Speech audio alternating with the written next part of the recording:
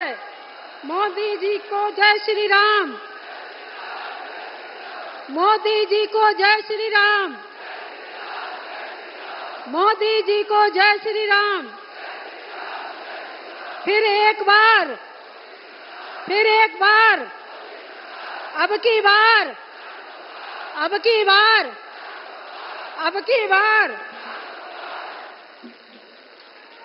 मोदी मोदी मोदी मोदी मोदी मोदी मोदी मोदी मोदी मोदी मोदी।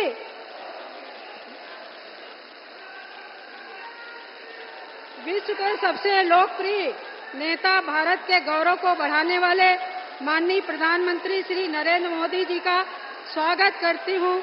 साथ में उपस्थित माननीय प्रदेश अध्यक्ष श्री भूपेन्द्र चौधरी जी सहित सभी अतिथियों का धौरारा लोकसभा के हरगांव क्षेत्र की इस पावन धरा पर उपस्थित ये जन सैलाब स्वागत करता है, अभिनंदन करता है। मैं आप सभी से अनुरोध करती हूँ कि दुनिया के सबसे लोकप्रिय नेता प्रधानमंत्री जी को तालियां बजा के स्वागत करिए आप सभी लोग।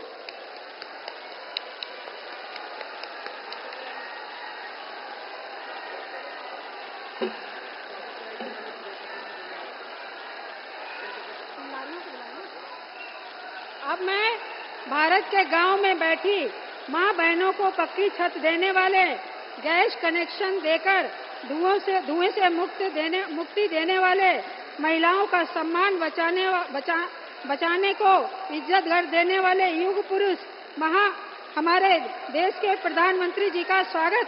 मंच पर उपस्थित सभी महिलाओं को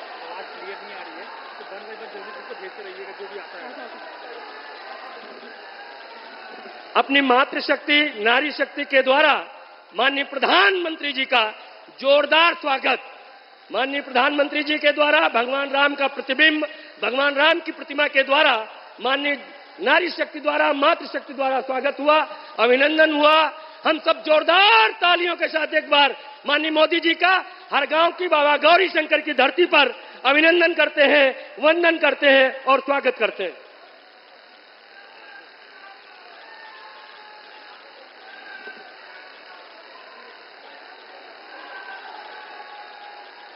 सभी प्रत्याशियों के द्वारा माननीय अजय मिश्र टेनी जी खीरी लोकसभा से प्रत्याशी हैं, माननीय रेखा वर्मा जी राष्ट्रीय उपाध्यक्ष हैं, धौरारा की प्रत्याशी हैं, माननीय राजेश वर्मा जी अपने सीतापुर के प्रत्याशी हैं। उनके द्वारा माननीय प्रधानमंत्री जी का सामूहिक अभिनंदन, वंदन और स्वागत। हम सब एक बार जोरदार तालियों के साथ माननीय मोदी जी का अभिनंदन करें, स्वागत करें। आदरणीय रेखा वर्मा जी।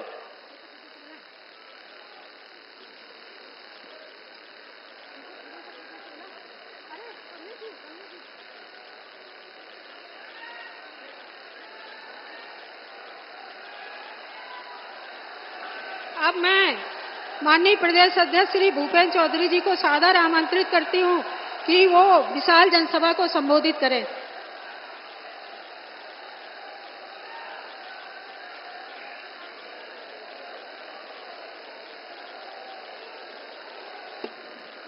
भारत माता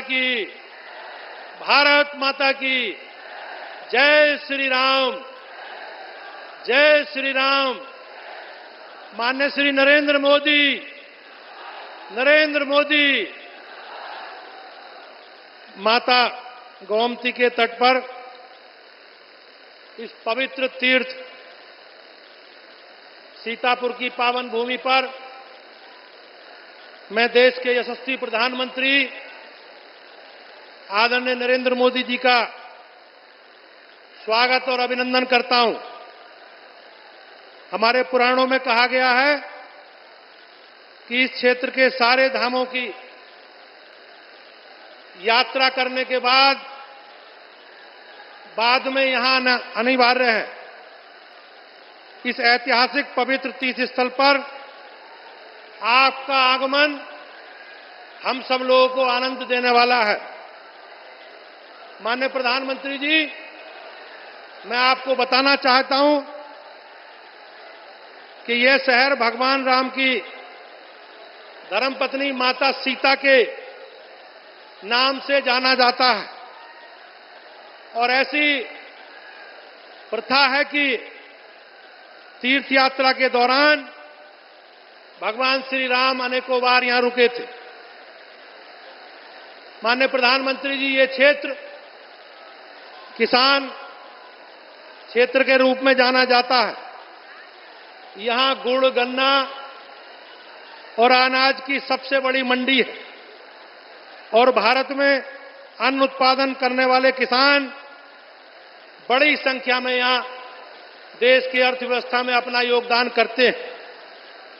ऐसे परिश्रमी किसानों के लिए माननीय प्रधानमंत्री जी ने किसान सम्मान निधि देकर उनके काम को सरल और सुविधापूर्वक करने का अवसर दिया, जिसके लिए मैं अपनी ओर से, भारतीय जनता पार्टी की उत्तर प्रदेश की ओर से माननीय प्रधानमंत्री जी का बहुत बहुत वंदन और अभिनंदन करता हूं। भाइयों बहनों, आप सबके आशीर्वाद से 10 वर्ष पहले माननीय प्रधानमंत्री जी के नेतृत्व में आपने भारतीय जनता पार्टी को इस देश का नेतृत्व करने का अवसर दिया। मुझे आज ये कहते हुए गर्व होता है कि माननीय प्रधानमंत्री जी ने अपने 10 वर्षों में किसान, नौजवान, महिला और गरीब के लिए इतने सारे काम किए हैं कि उसकी चर्चा करना इस समय दिए को लाइट दिखाना। माननीय प्रधानमंत्री जी, हम सब लोगों के बीच में जो भारतीय जनता पार्टी का संकल्प है, उस संकल्प को लेकर आप सब लोगों के बीच में आए।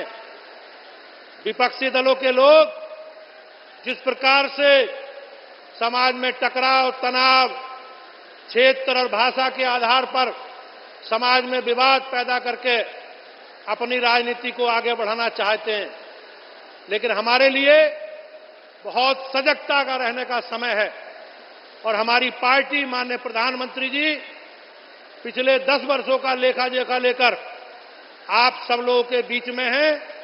मैं एक बार इस ऐतिहासिक भूमि पर आप सबकी ओर से मंचासीन सभी पदाधिकारियों का और माननीय प्रधानमंत्री जी का बहुत बहुत अभिनंदन करता हूं, बहुत बहुत स्वागत करता हूं।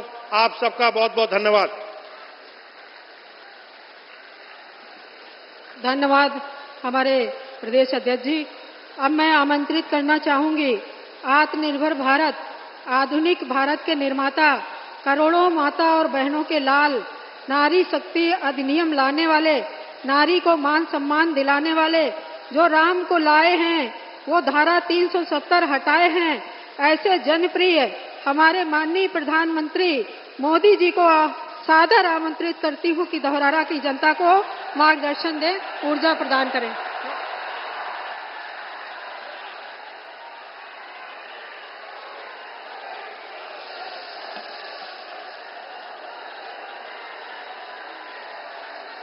भारत माता की, भारत माता की। ऋषियों की तपोस्थली नैमिषारण्य की धरती को मैं शत शत नमन करता हूं। साथियों, आज मैं अगले 5 साल के लिए आपसे आशीर्वाद मांगने आया हूं।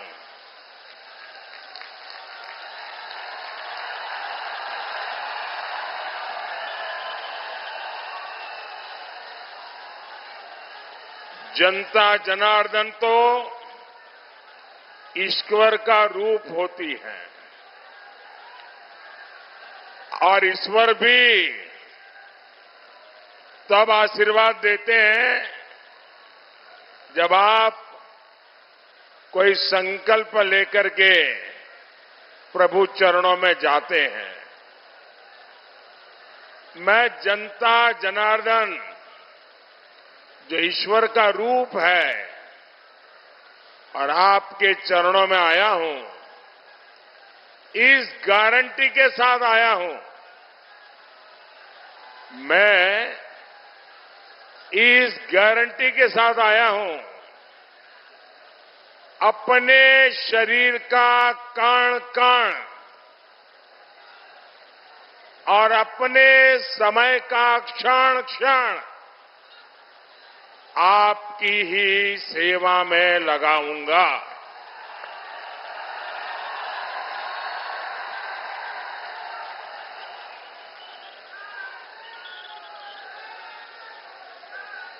मेरा अपना तो कोई परिवार है नहीं,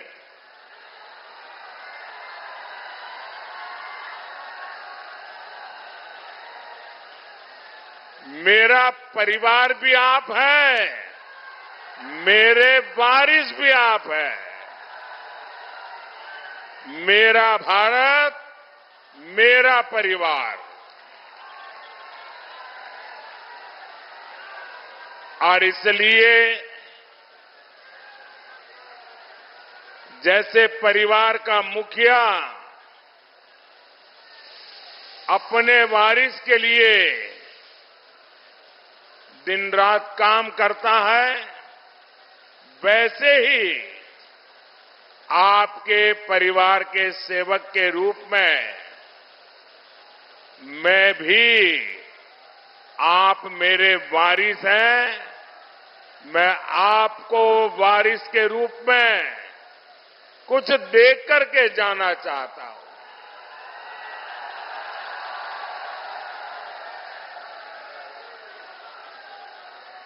मुझे आपके क्षेत्र का विकास करना है,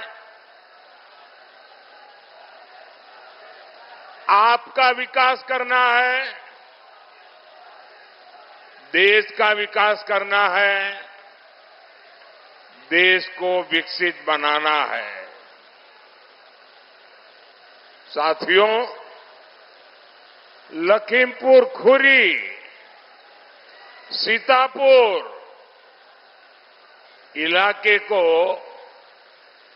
यूपी का चीनी का कटोरा कहा जाता है।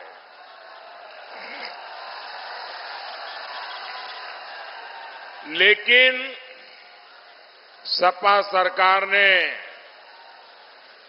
मेरे गन्ना किसानों की जिंदगी में कड़वाहट डोल दी। गन्ना चला जाता था, लेकिन बरसों तक किसान का भुगतान नहीं आता था। भुगतान होता भी था तो किस्तों में पैसे दिए जाते थे। ये सारी कमियां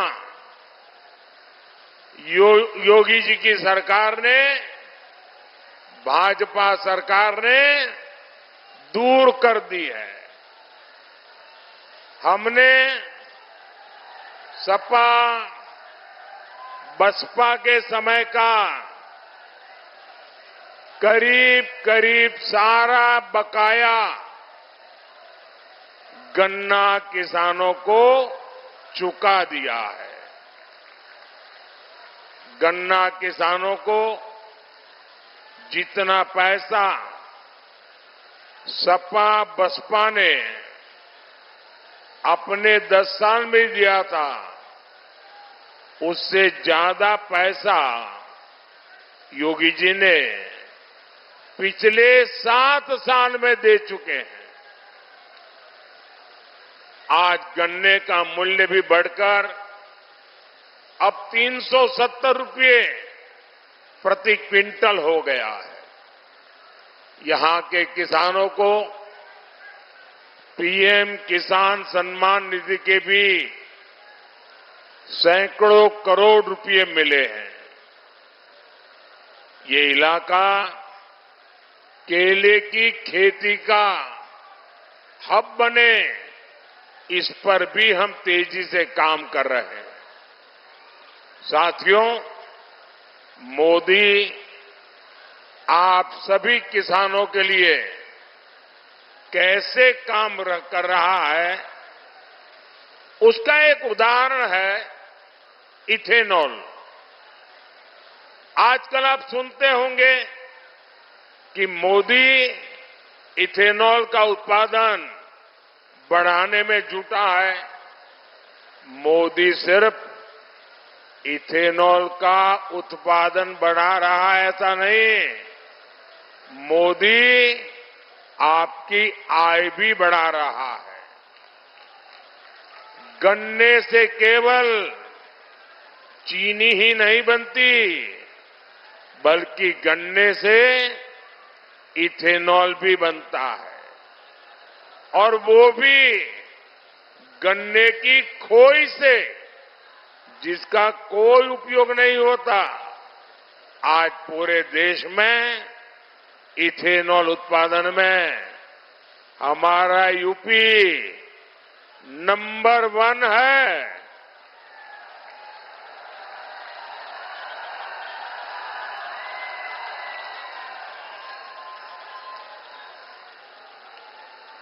दस वर्षों में करीब 80,000 करोड़ रुपए इथेनॉल खरीद में किसान को मिले हैं। साथियों, मोदी देश के विकास के साथ ही स्थानीय स्तर पर होने वाले विकास कार्यों को भी उतनी ही प्राथमिकता देता है। आज इस क्षेत्र के लोग विकास के एक से एक बड़े काम गिना सकते हैं।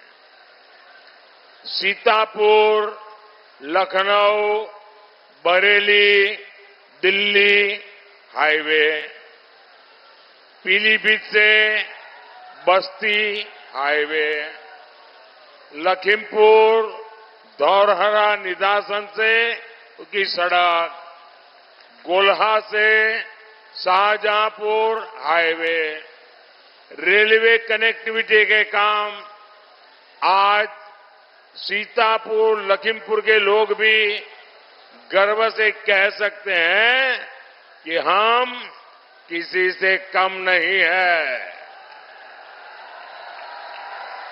इस इलाके को बाढ़ की त्रासदी से बचाने के लिए भी तेजी से काम चल रहा है। साथियों, 2014 के पहले 10 साल आपने कांग्रेस और इंडी गठबंधन की सरकार का काम देखा है। याद करिए, उन्होंने देश और प्रदेश का क्या हाल कर रखा था। ये इंडी गठबंधन वाले सुरक्षा एजेंसियों के हाथ पांव बांध कर रखते थे। देश की पुलिस, देश की एजेंसियों को आतंक के खिलाफ कार्रवाई नहीं करने दी जाती थी। यहां यूपी में भी यही हाल था। सपा सरकार में कितने ही शहरों में आतंकियों के स्लीपर सेल थे। आतंकी संगठन खुलेआम धमकी देते थे। सुरक्षा एजेंसियां बहुत मेहनत करके आतंकियों को पकड़ती थी, लेकिन सपा सरकार क्या करती थी? सरकार आतंकियों से मुकदमे वापस ले देती थी। अफसरों को कहा जाता था कि आतंकियों के खिलाफ चार्जशीट फाइल न करो। अफसरों पर दबाव बनाया जाता था कि आतंकियों को जमानत दिलवाओ, और जो अफसर जरा भी आनाकानी करते थे उनका ट्रांसफर हो जाता था, उनको सस्पेंड कर दिया जाता था।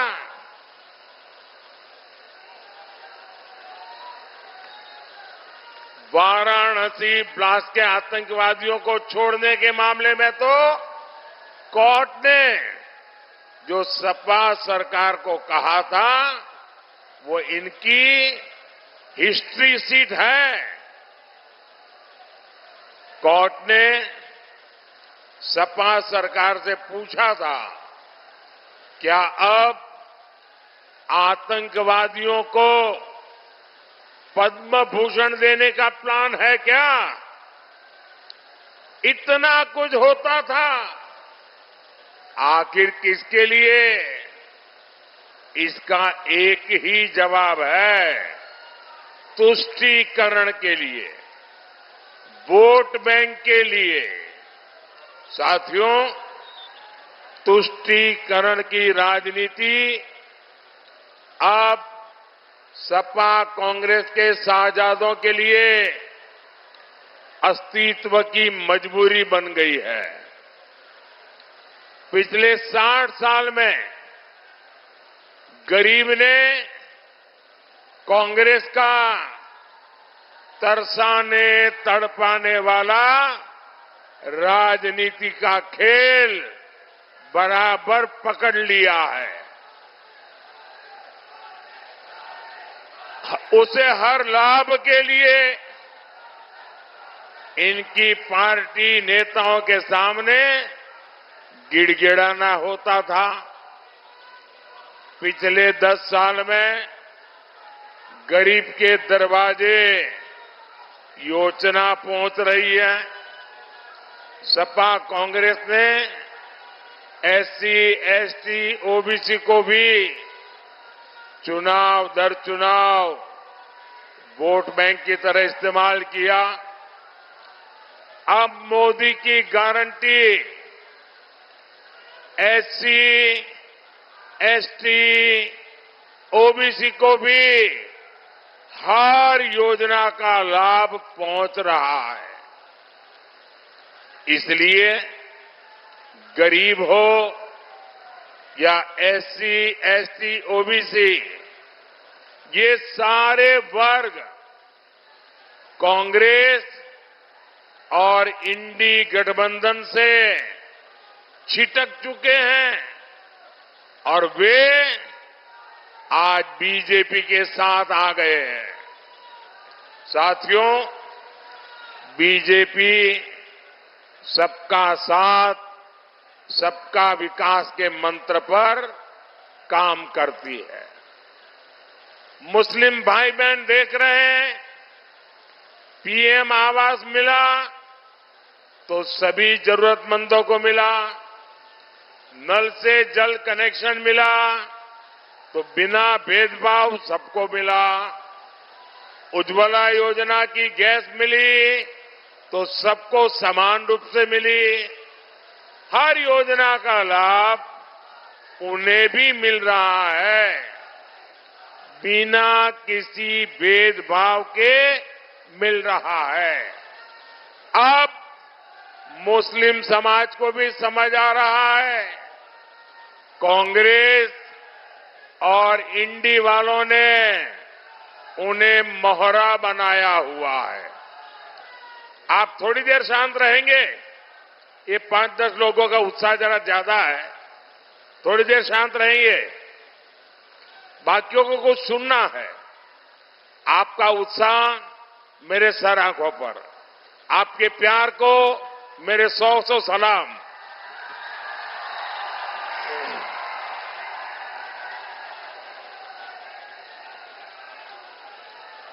और साथियों, इसलिए अब मुस्लिम समाज भी ये धोखेबाज राजनीति से, इन सब वोट बैंक के ठेकेदारों से छिटक रहा है। और इसलिए मुस्लिम वोट बैंक को बचाने के लिए ये लोग खुल करके नए खेल खेलने लगे हैं। खुले आम तुष्टीकरण करने के लिए निकले पड़े हैं। इन्होंने अपना घोषणा पत्र मुस्लिम लीग की छाप वाला घोषणा पत्र बना डाला है। साथियों, तुष्टीकरण की इसी कोशिश में ये लोग एक कदम और आगे बढ़ गए हैं। हमारे संविधान निर्माताओं ने, हमारे बाबा साहब आंबेडकर ने, इतना ही नहीं, खुद नेहरू जी ने 75 साल पहले जब संविधान बन रहा था तो साफ साफ कहा था कि भारत में धर्म के आधार पर आरक्षण नहीं होगा। लेकिन अब कांग्रेस और इंडी गठबंधन धर्म के आधार पर आरक्षण देने पर अड़े हुए हैं। वे देश को फिर एक बार तोड़ने के लिए जमीन तैयार कर रहे हैं, इसका उनको पता नहीं है। अब कर्नाटका का मैं उदाहरण देता हूं। ये सुनकर के आप चौंक जाएंगे। ये घटना आप गांव गांव जाके बताना। कर्नाटका में क्या किया उन्होंने? जैसे पूरे देश में ओबीसी को आरक्षण मिलता है, वैसे कर्नाटका में भी मिलता है। 27% आरक्षण ओबीसी के लिए है। इन्होंने क्या किया? रातों रात एक फतवा निकाला, रातों रात एक ऑर्डर निकाला और उस पर थप्पा मार दिया। ऑर्डर क्या निकाला? उन्होंने कहा कि कर्नाटका में जितने भी मुसलमान हैं, वो पसमंदा है कि नहीं है, वो अगड़ा है कि नहीं है, वो सैयद है, पठान है, कौन है, कोई भी, हर मुसलमान को रातों रात ओबीसी बना दिया। एक कागज निकालकर वो रातों रात ओबीसी बन गए। अब हुआ क्या? जी, ओबीसी को 27% आरक्षण मिलता था, उसमें ये नए ओबीसी आ गए, रातों रात आ गए।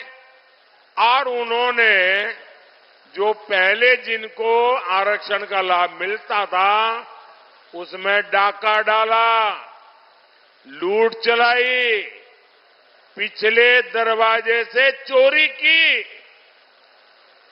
ये करके उन्होंने जो सालों से ओबीसी परेशान है, उनको जो मिलता था वो भी लूट लिया। अब उनका इरादा है जो कर्नाटका में किया वही पूरे हिंदुस्तान में करेंगे। धर्म के आधार पर एससी, एसटी, ओबीसी, उनको जो आरक्षण मिल रहा है वो आरक्षण को धर्म के आधार पर डाका डाल के लूट लेने वाले हैं। क्या इससे हमारा पासी भाई बहन, हमारे कुर्मी भाई बहन, हमारे यादव भाई बहन, हमारे लोधी भाई बहन, हमारे दलित भाई बहन, हमारे शाक्य भाई बहन, हमारा कुशवाहा भाई बहन, इन सब का रातों रात लूट जाएगा? इतने सालों से जो हक आपको मिला है उसमें डाका डालने का खेल चल रहा है। भाइयों बहनों, मैं आज आपको गारंटी देने आया हूं। मैं आज आपको गारंटी देने आया हूं, जब तक मोदी जिंदा है,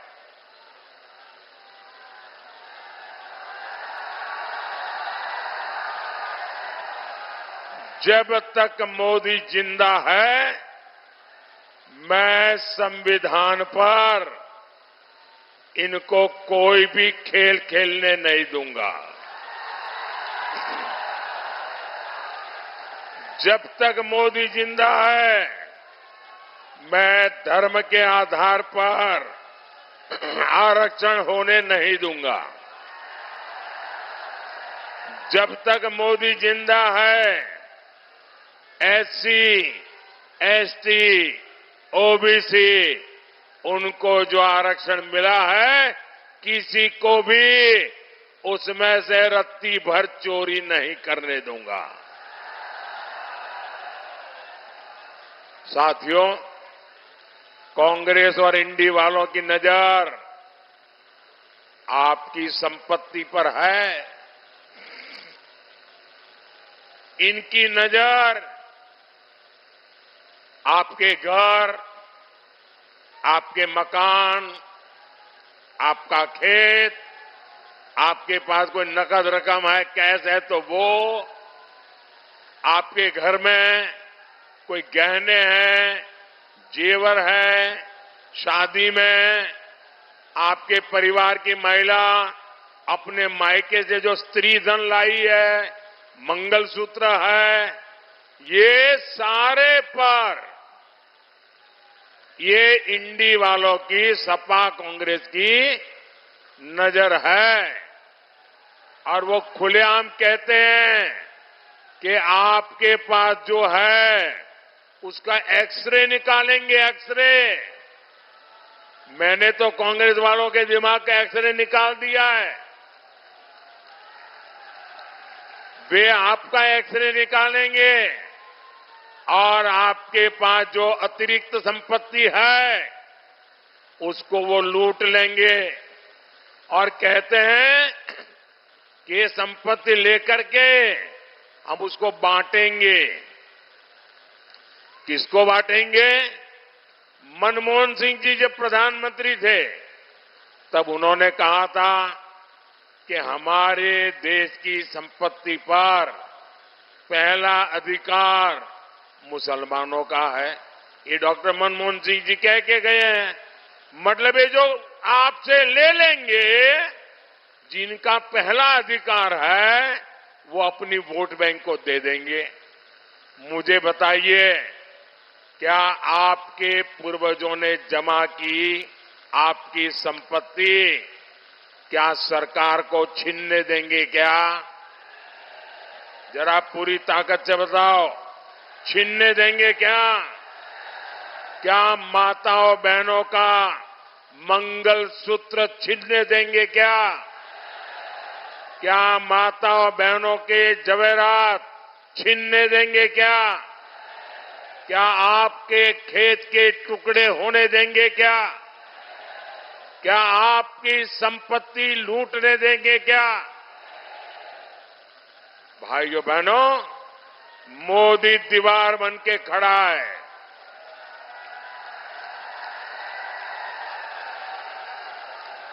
आप मुझे बताइए, आपको लूटने के इरादे जिनके मन में है, क्या ऐसे लोगों को वोट देना चाहिए क्या? ऐसे लोगों को घर वापस भेजना चाहिए कि नहीं?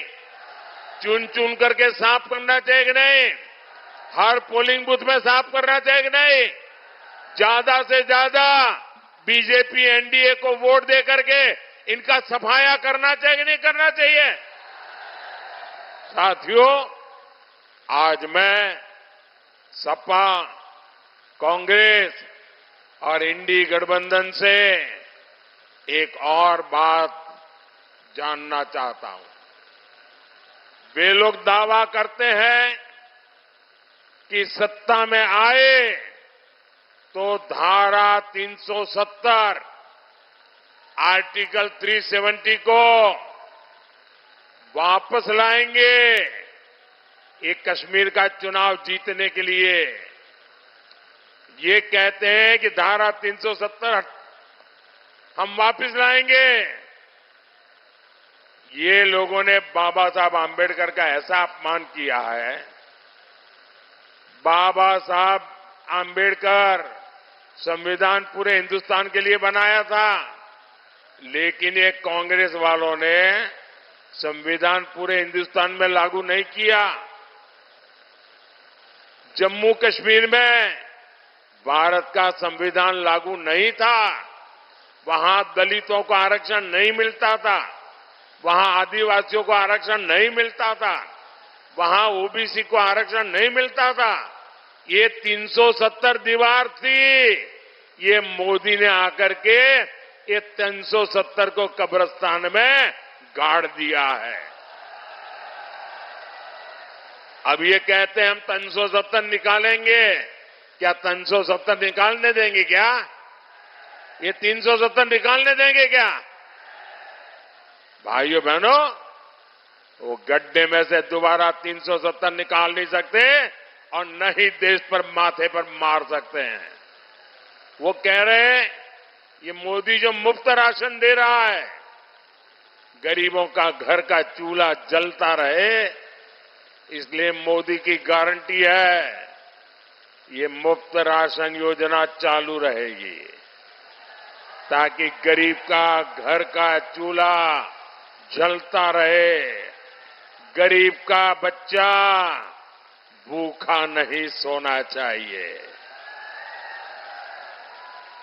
अब ये कहते हैं कि हम इस योजना को भी खत्म कर देंगे। मोदी जो गरीबों को मुफ्त इलाज की योजना चलाता है, ये कहते ये भी खत्म कर देंगे। मोदी जो वंदे भारत ट्रेन चालू किया है, बोले वो भी बंद कर देंगे। मैं गोला गोकर्णनाथ की पवित्र भूमि और छोटी काशी की इस धरती से सवाल उठा रहा हूं। सपा कांग्रेस वालों, ये भी बता दो, क्या सत्ता में आए तो राम मंदिर को भी अस्पताल में परिवर्तित कर दोगे क्या? क्या काशी के विश्वनाथ कॉरिडोर जो बना है, क्या उस ऊपर भी बुलडोजर चला दोगे क्या? साथियों, बीते 10 वर्ष जो विकास कार्य हुए हैं, बहुत कुछ हुआ है, लेकिन मोदी इतना बड़े सपने लेके चलता है, इसलिए अब तक जो हुआ है ना, वो कितना ही अच्छा क्यों ना हो, लेकिन मोदी के लिए तो ट्रेलर है, ट्रेलर।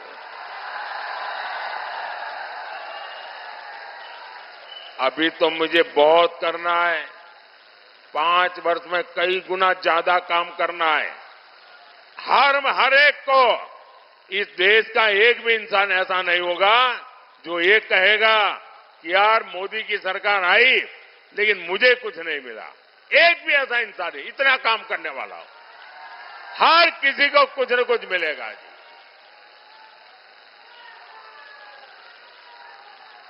मुझे केले के तने से फाइबर बनाने वाली धौरहरा की बहनों के समूह को और मजबूत करना है। मुझे 3 करोड़ बहनों को लखपति दीदी बनाना है। काम बड़ा है, लेकिन मोदी को छोटे काम की आदत ही नहीं है। नमो ड्रोन दीदी बनाकर बहनों को और सशक्त करना है। दुधवा नेशनल पार्क को इको टूरिज्म मैप का ब्राइट स्पॉट बनाना है। ऐसे हर विकास कार्य के लिए मैं आपसे आशीर्वाद मांगने आया हूं, और आशीर्वाद देने का सरल उपाय है बीजेपी एनडीए के उम्मीदवारों को वोट देना। जहां कमल के निशान वाले हैं उनको कमल के निशान पर वोट देना, और जहां पर कप सौसर वाले हैं उनको वोट देना। साथियों, आपको 13 मई को धौरहरा से हमारी बहन रेखा अरुण वर्मा जी को, सीतापुर से हमारे साथी राजेश वर्मा जी को और खीरी सीट से हमारे साथी अजय मिश्रा टेनी जी को भारी बहुमत से संसद में भेजना है। और आप जब इनको वोट देंगे ना, वो सीधा सीधा मोदी के खाते में आने वाला है। गर्मी कितनी क्यों न हो, मतदान ज्यादा से ज्यादा करेंगे, ज्यादा से ज्यादा मतदान करेंगे, पुराने सारे रिकॉर्ड तोड़ेंगे, पोलिंग बूथ को जीतेंगे। अच्छा, मेरा एक और काम करेंगे, मेरा पर्सनल काम है, करेंगे। यार ठंडे पड़ गए यार, ऐसा चलता है क्या? मैं आपके घर आया हूं और कह रहा हूं मेरा काम करोगे। सबके सब अगर हाथ ऊपर करके बताओ तो बताऊंगा। मेरा एक काम करोगे, पक्का करोगे? एक काम करना, घर घर जाना, जितने लोगों के घर जा सकते हो जाना, और जाकर के कहना अपने मोदी जी आए थे, मोदी जी ने आपको राम राम कहा है। मेरा राम राम पहुंचा देंगे, हर परिवार में पहुंचा देंगे। जब मेरा राम राम पहुंचेगा ना, तो उस परिवार के मुखिया मुझे आशीर्वाद देंगे। जब उनका मुझे आशीर्वाद मिलेगा ना, तो मुझे एक नई ताकत मिलेगी, नई ऊर्जा मिलेगी आपके लिए काम करने के लिए। मेरे साथ बोलिए, भारत माता की, भारत माता की, भारत माता की। बहुत बहुत धन्यवाद।